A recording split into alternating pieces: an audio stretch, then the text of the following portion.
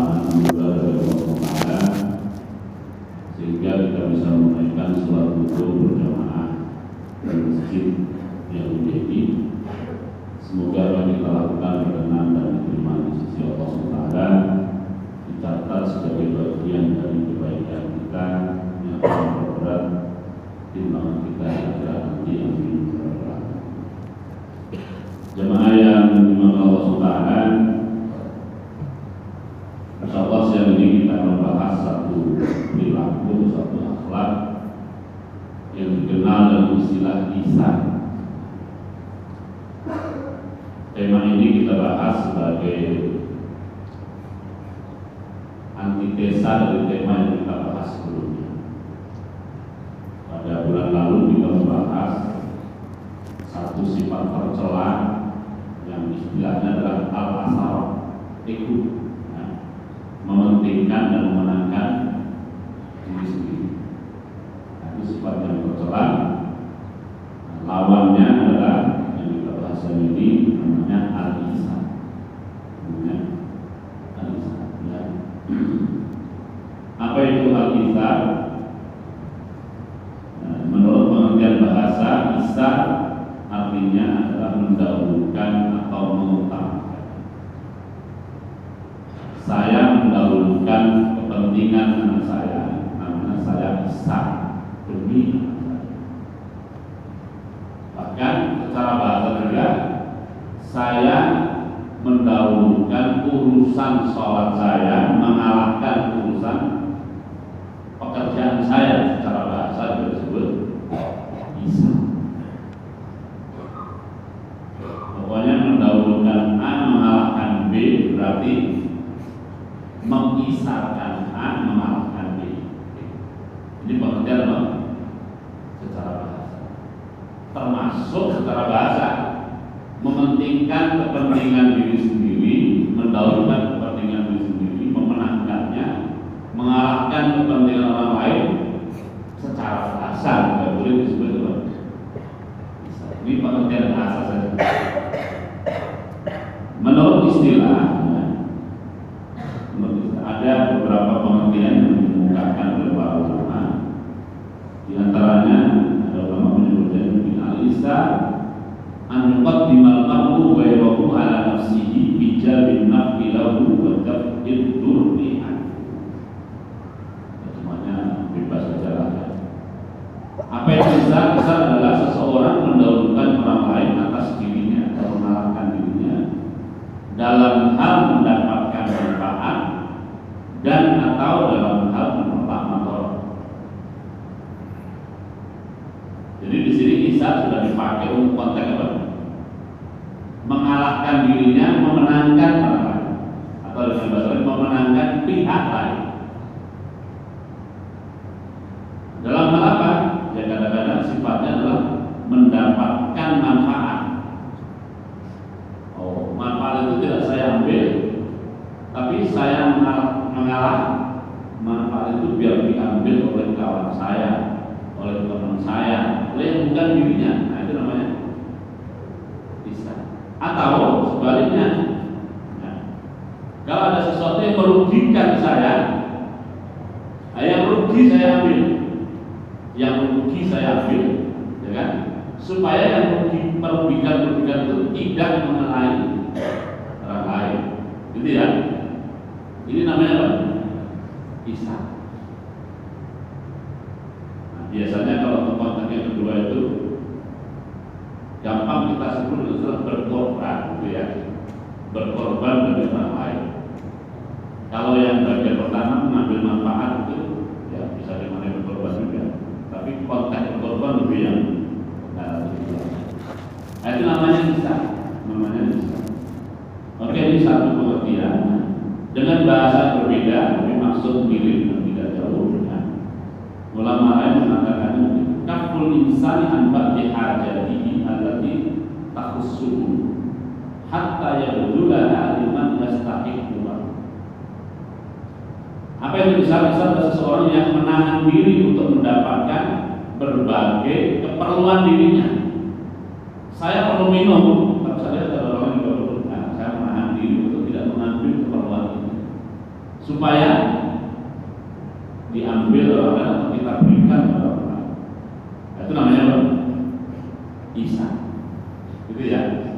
Bahasa Indonesia apa ya? Setelah bahasa Indonesia ada satu kosakata tapi mewakili kata-kata ihsan. Ada yang punya istilah atau gitu? Kalau nggak ada bahasa Indonesia oke aja. Istilahnya saja kita serap. Dari dulu sejarah bahasa Melayu sebelum Indonesia itu biasa menyerap bahasa. Yang dulu dari bahasa Arab ya. Kalau lebaran kita mengucapkan mohon maaf lahir dan batin. Maaf itu bahasa Arab, ya kan? Terus lahir bahasa Arab, batin juga bahasa Arab. Ya, Bapak tahu artinya maaf? Apa itu maaf? Sudah menjadi bahasa kita. Maaf itu artinya menghapus. Maksudnya begini, sikap Bapak kepada saya melihat begini itu kan seperti tercoreng dalam diri saya. Coba minta maaf. Maksudnya tercoreng tadi kalau di maaf ya. Sebenarnya mungkin tutur kata saya, sikap saya, mungkin lebih bahasa tubuh saya itu meninggalkan coretan atau goresan pada diri saya. Nah yang gores-gores tolong baik goresan itu sifatnya lahir apa itu lahir? Nah, itu bahasa Arab, dari bahasa Arab gohir. Gohir itu tampak kasat mata, itu gohir. Ataupun yang batin, secara kasat mata tidak kelihatan, tapi Anda merasakannya. Itu namanya apa? Mohon maaf. Nah, itu kan berarti maaf kan diserap seperti bahasa Melayu yang kemudian dari bahasa Indonesia. Lahir juga diserap, ya kan? Cuma diubah saja. Pronunciation-nya itu pengucapannya aja berubah dari dom menjadi lah, ya kan? Lahir. Batin masih utuh, ya kan? Nah kalau memang ihsan tidak punya padanan dalam bahasa Indonesia, ya sudah kita serap saja seperti bahasa Indonesia, gitu ya. Definisi yang lain yang digunakan oleh ulama adalah iman. Karena ada tambahan keterangan tadi. Al-ihsan taqdimul wali ala nafsi fi hadhihi ad-dunyawiyah rabbatan fil hadhihi diniyah. Wa dzalika yashamal quwwatul yaqin wa tawqidul mahabbah was sabri ala masyaqqah. Ihsan adalah mendahulukan orang lain atas diri sendiri terkait hak-hak duniawinya. Nah, ini semakin definitif bahwa konteks ihsan adalah konteks hak-hak sifatnya duniawi atau hak sifatnya materi. Nah, demi gitu ya mendapatkan pahala dari Allah atau hak-hak, kalau itu hak agama nanti pengertiannya walaupun bahasa Arabnya hak agama bisa terjemahkan lebih pasnya adalah demi mendapatkan pahala dari ridho Allah Subhanahu wa taala. Itu namanya ihsan. Kenapa orang bisa berbuat begitu? Ya, hal ini bisa. Ini biasalah betul ada membalik-balik sendirinya. Hal ini bisa terjadi atas dasar keyakinan. Karena saya yakin pasti dapat dari Allah Taala. Juga demi meraih rasa cinta dari orang yang saya dahulukan kepentingan saya untuk dia, dan juga saya siap bersabar atas kesusahan atau berita gara-gara sama bersabar. Nah itu namanya apa? Ihsan. Cukup jelas ya Allah pengertiannya. Nah, itu kelihatannya gampang tapi susah. Nah, praktek. Nah, ini sedikit saya jelaskan ada filosofis memang. Ini ada filosofis. Ya, karena ada filosofis perlu seperti itu, konsentrasi. Gitu ya. Jadi kalau konsentrasi lagi. Ya. Jadi begini. Kita sebagai manusia sejak lahir itu punya bawaan.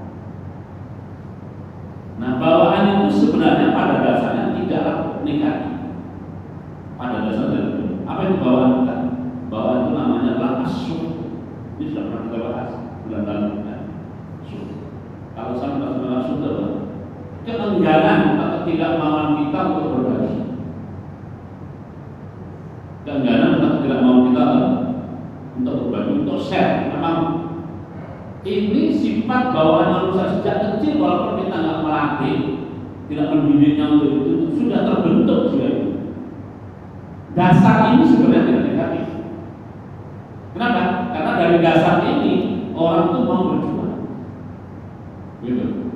Dari dasar ini orang mempertahankan haknya.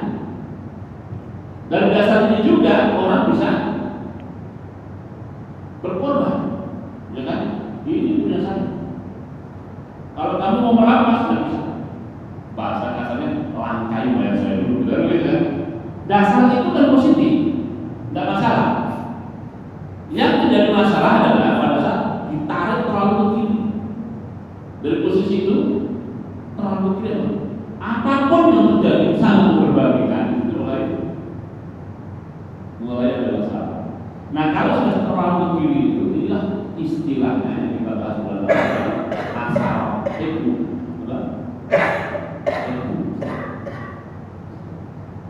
gitu ya. Ayatnya mengatakan bahwa berarti khusus manusia itu membawa tabiat dasar namanya asyuk, tidak mau berbagi. Tapi kalau itu terlalu ke dipegangi nanti bisa menjadi negatif. Kalau terlalu ke kiri nanti negatif. Gitu ya. Nah, posisinya kalau mandek di tengah di situ, itu istilahnya adalah objektif. Istilahnya adalah, nah ini istilah lain dari kata adil. Maksudnya gini, ya pokoknya hak saya ambil. Kamu nggak punya hak, saya ambil. Itu orang kalau bersikap begitu juga tidak salah. Itu namanya sikap apa? Objektif. Karena kamu tidak berhak, maka kamu tidak mengambil. Karena saya berhak, maka saya ambil. Itu kan tidak negatif, kan? Istilahnya apa? Objektif atas dasar hak, atas dasar objektif. Nah kalau yang objektif ini kita dorong ke kanan, kita dorong apa? Ke kanan, semakin ke kanan, semakin ke kanan itu namanya apa? Bisa sebenarnya ini punya saya, maksudnya apa? Nah itu namanya bisa, gitu ya. Nah, jemaah yang Allah sekalian, surat Al-Hasyr ayat 9 mengajarkan begini. Allah berfirman dalam surat Al-Jin, "Wa man yuqa syuhha nafsihi fa ulaika humul muflihun." Siapa yang terlindungi dari rasa pelit, pikir tidak mau berbahagia tadi, terlindungi dari keburukan itu, ya. Nah, orang itu adalah orang yang bersyukur. Artinya kalau tabiat dasar yang objektif tadi itu bisa stop di situ, tidak didorong ke kiri. Kalau perlu semakin didorong ke mana? Ke kanan. Nah, semakin ke kanan itu semakin beruntung. Semakin ke kanan apa? Semakin beruntung. Semakin ke kiri semakin buruk. Semakin buruk. Akibatnya bisa dosa, akibatnya bisa urusan dunia seperti yang kita bahas pada pertemuan.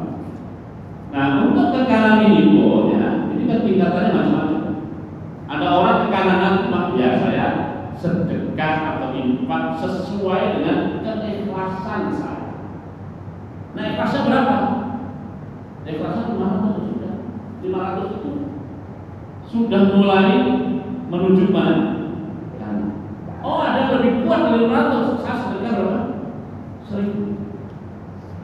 Atau mungkin sedekahnya nggak pakai angka begitu, tapi pakai persentase.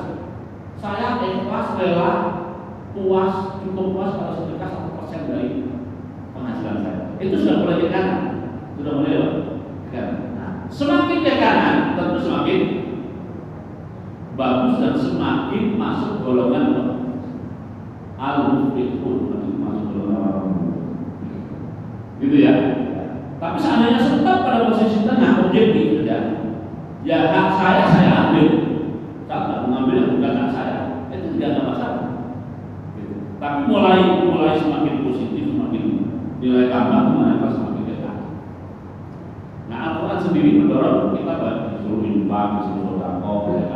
dan banyak iming-iming dari ayat, banyak iming dari hadis, supaya kita semakin kuat, semakin ke kanan, karena semakin ke kanan semakin beruntung, semakin ke kanan semakin beruntung, sampai ketika ya, Rasul menjelaskan afdal sedekah yang paling afdal itu bagaimana?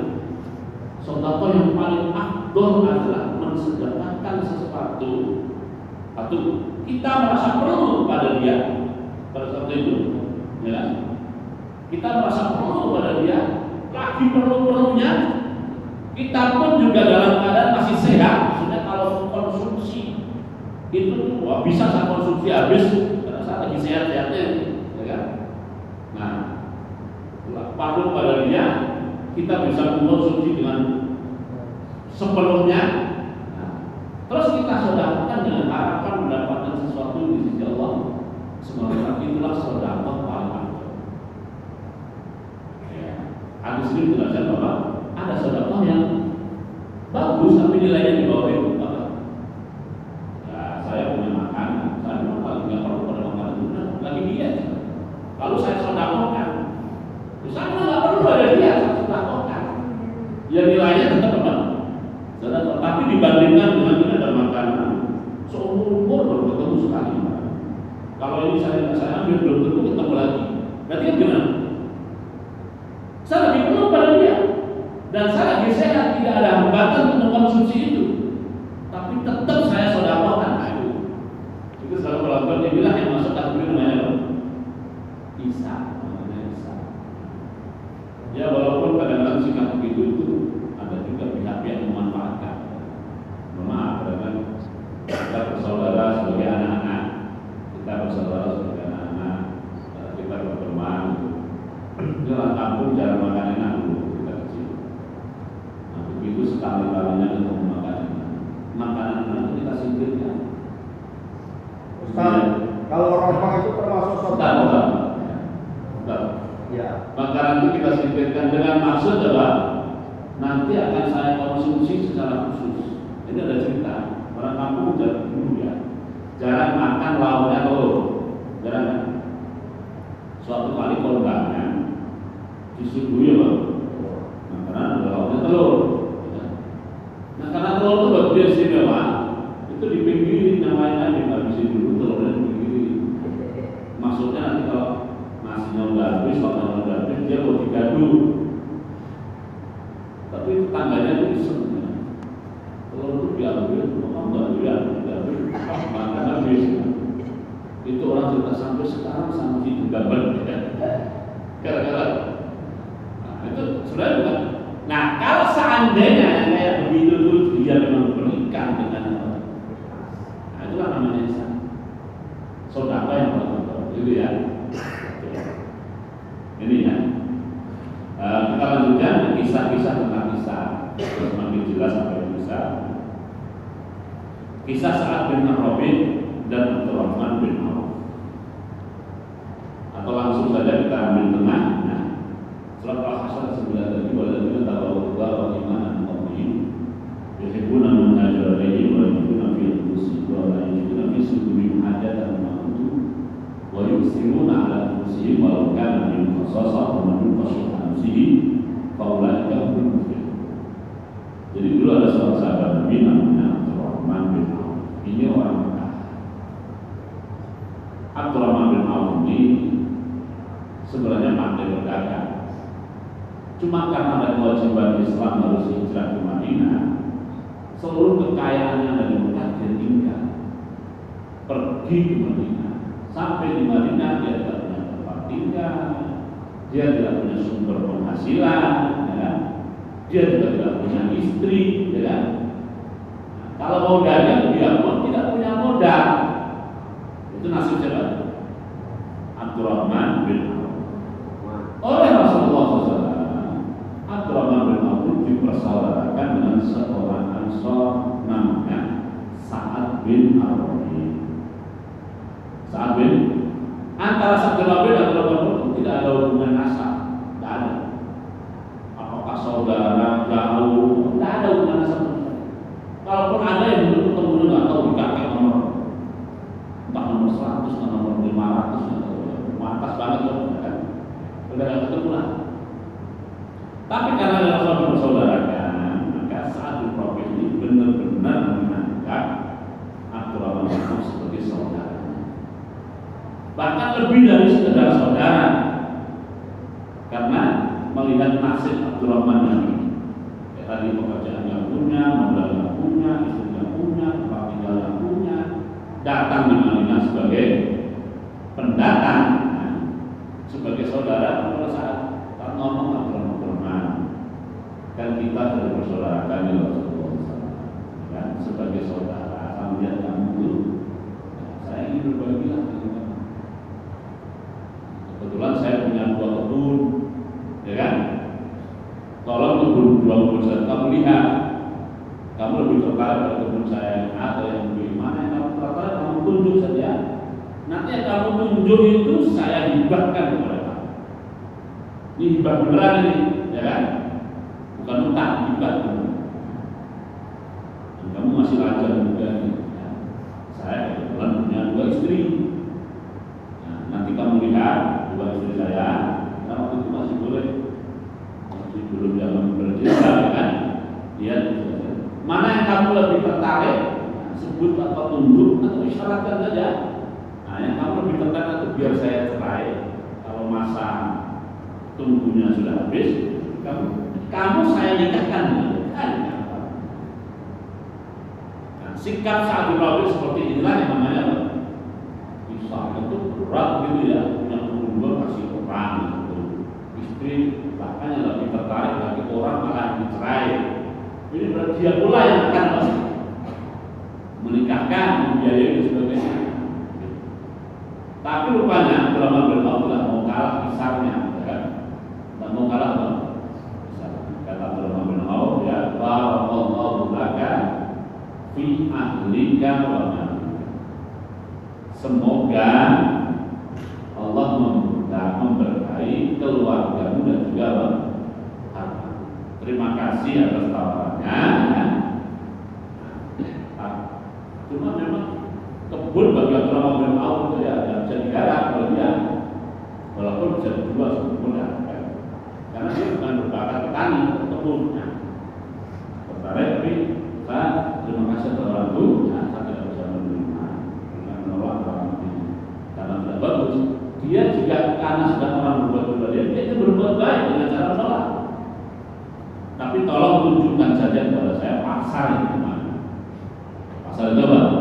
Di mana pasar Madinah itu? Maka ditunjukkan pasar itu mana. Saat dia pergi ke sana menawarkan diri sebagai kuli, sebagai tenaga untuk mendapatkan apa? Upah. Begitu dapat upah, dia jadikan modal untuk sesuatu dijual lagi. Nah, rupanya ini memang tangan dagang betul kalau orang ini.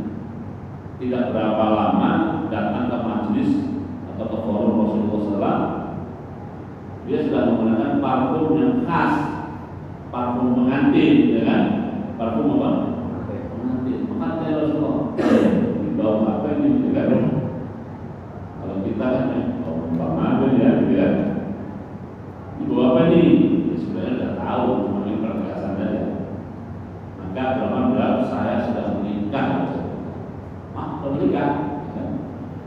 Terus istrimu kamu kasih mas kawin apa?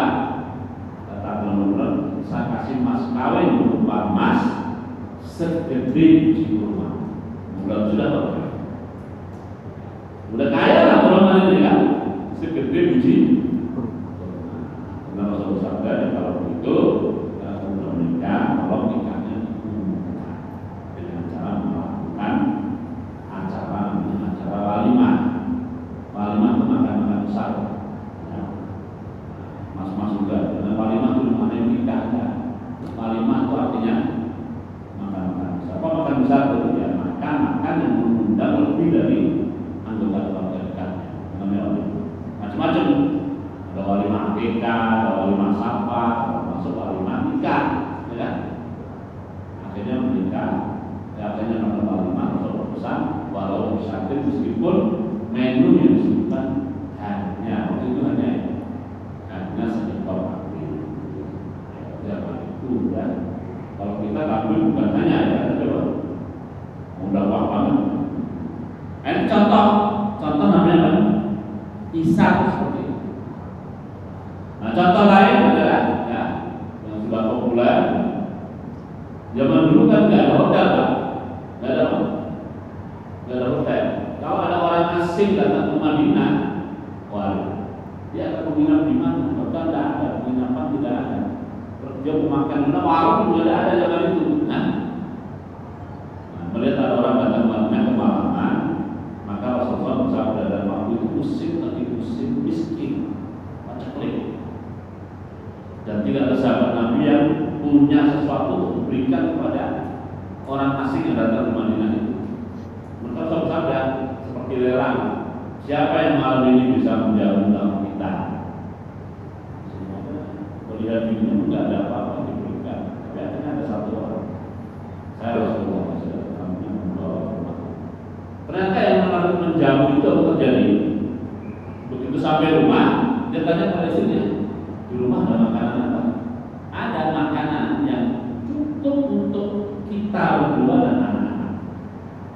Kalau tambah satu, kata istrinya, ya sudah tinggal saja, kata suaminya. Kamu bikin kesan, bikin apa? Saat tamu kita nanti datang, kamu bikin kesan bahwa kita baru selesai makan. Bikin kesan baru selesai makan. Caranya gimana? Anak-anak tidurkan dulu, atau belum makan. Tidurkan dulu. Lampu matikan. Lampu apa? Matikan. Lalu ya bikin kesan bahwa mereka baru selesai makan. Nah, pas tamu datang, itu kesannya mereka baru selesai makan. Kamu masuk, silakan makan. Maka karena kamu merasa yang tuan rumah sudah selesai makan, dia makan dengan apa? Dengan tenang. Maka sampai setelah habis, ternyata tidak tersisa untuk keluarga. Setelah itu besok pagi-paginya pas ketemu Rasulullah, Rasulullah bertanya kepada orang itu, semalam apa yang kamu lakukan? Ya kan? Kenapa itu? Allah SWT sampai menyatakan atau mengekspresikan keheranan-heranannya kepada yang kamu lakukan. Allah nggak tahu, tapi menunjukkan keheranan dalam arti senang dan suka itu disampaikan kepada Rasulullah SAW. Akhirnya waktu cerita ya, itu, jadi ajiballahu min amri umat Allah terheran-heran dengan amal-amal. Tapi terheran dengan konteks. Nah, itu contoh Isa. Jadi dia belum makan, istrinya belum makan, anak-anaknya belum makan, tapi jatahnya diberikan kepada kita. Lanjut ya. Agar bisa Isa di mana? Kita perlu meyakini yang di sisi Allah lebih agung dan lebih besar. Kaidahnya ya, bahwa faktu min syai'in fa huwa yuhibbu. Apa yang kita infakkan, kita sedekahkan, ganti. Atau kita melihat kematian dan ada akhirat, adalah apa sementara di dunia, di akhirat nanti tidak apa-apa. Atau membiasakan menyimpan. Walaupun awalnya belum sampai tingkat Isa tadi, tapi lama-lama terbiasa untuk Isa pun menjadi ringan. Syarat Isanya tidak merusak agama kita sendiri. Dalam arti kayak kisah orang tadi, maksud kita tuh Isa diberikan kepada tamu, habis itu anak-anaknya protes, istrinya apa? Protes. Lalu terjadi pertengkaran di keluarga. Ya itu ya benar begitu, ya kan? Ada harus bisa mengkondisikan, nggak boleh. Kalau sampai ketika merusak, tidak memutus jalan kita sendiri, ya? Tidak memutus apa? Maksudnya gimana? Kalau itu jalan yang kita tempuh itu satu-satunya. Nah kalau kita berikan kita tidak punya jalan lain, gitu ya. Dan juga tidak punya waktu, jangan sampai kisah kita justru membuat kita membuang waktu. Harusnya kita bisa pergi dengan alasan besar, dengan urusan kita berantakan semuanya. Alhamdulillah. Ya, terakhir bentuk Isa ini. Sebenarnya Isa itu yang kita bahas tadi adalah Isa yang bentuk nomor 2. Isa yang bentuk apa? Nomor 2. Yang nomor 1 itu bagaimana? Yang mendahulukan hak Allah SWT. Ada di sini para ulama mengatakan bahwa dalam konteks ibadah kepada Allah tidak ada Isa. Dalam konteks apa? beribadah kepada Allah tidak ada kesalahan. Jangan misalnya, udah kamu sholat dulu, sebelum waktunya habis, kamu saya waktunya habis nggak apa-apa, itu salah itu kan? Itu salah. Kenapa? Karena urusan kita dengan sudah Allah SWT. Gitu ya. Oke. Nah inilahnya yang dulu juga dicontohkan oleh para sahabat Nabi Muhammad. Ini semoga Allah berikan taufik dan kekuatan kita untuk masuk di ayat yang namanya buktinya memandu konsultansi fakulah. Semoga kita secara perlahan bisa mentarbiah diri kita, mendidik diri kita, membimbingnya semakin mana? Semakin dekat, semakin dekat. Nah itu yang bisa saya sampaikan. Waktunya sudah habis. Kalau yang ingin kembali kerjanya silakan. Tapi yang mau lanjut masih cukup waktu baginya untuk pertanyaan silakan. Ustaz, tadi Assalamualaikum warahmatullahi wabarakatuh. Tadi kan takor ya. Kalau kan kemarin berteman merokok berdua, saling yang ada masuk sedekah. Rokok itu yang saya tanyakan kan penampilan anak muda juga kadang-kadang suka begitu, rokok langsung dikeluarkan itu. Gimana? Ya bagi yang berpendapat rokok itu haram, yang memberikannya berarti nilainya bukan sedekah. Bagi yang berpendapat bahwa rokok itu bukan haram, ya bisa saja berbeda sedekah. Memang masalah rokok ini kan, kalau kecenderungan kebanyakan ulama di dunia, Ya. termasuk juga yang para mahasiswa ulama di Indonesia, rokok itu haram. Walaupun banyak juga ulama dan kiai yang mengatakan rokok itu makruh. Ada yang mengatakan bukan makruh, boleh-boleh saja. Gitu ya. Saya ambil sikap yang realitas yang ada begitu, faktanya banyak begitu. Saya termasuk yang cenderung haram. Tapi kalau memang dia berpendapat rokok itu sesuatu yang tidak haram, kita saya tidak bisa menurut semoga saja masuk kategori, semoga saja benar-benar masuk kategori semoga. Kalau ada lagi Ustaz, kalau merubah